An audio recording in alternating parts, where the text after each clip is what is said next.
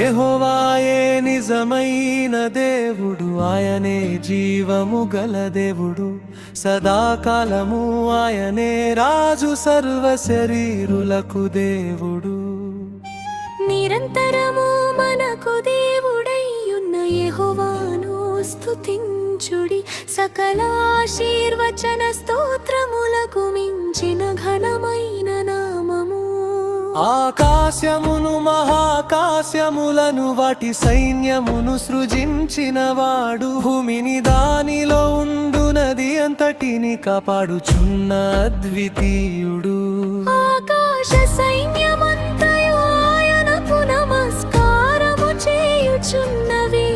మన హృదయములలోను ఆయన సింహాసనమై ఉన్నాడు. ఆరాధన ఆరాధన ఆరాధన, స్తుతి ఆరాధన మన దేవునికే. ఆరాధన ఆరాధన, ఘనత నిత్యము నీకే.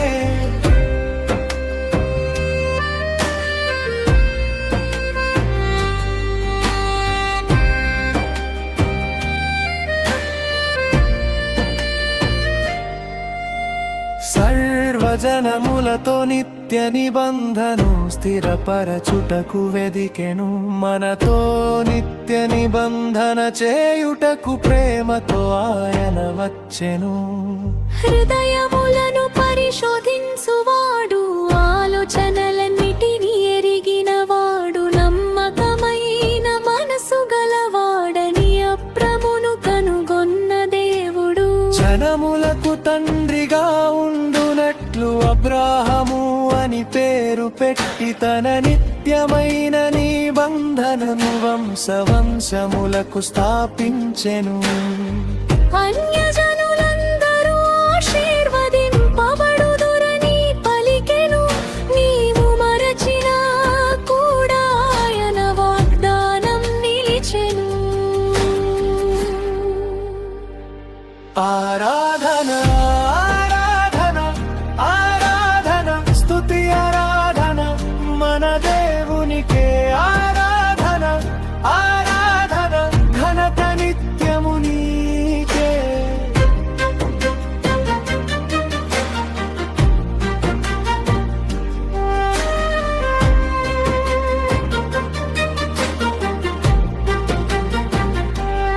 అబ్రాహాము సంతానమునకు నిత్యము దేవుడునై ఉందునని, కానాను దేశమును నిత్య స్వాస్థ్యముగా ఇచ్చెను.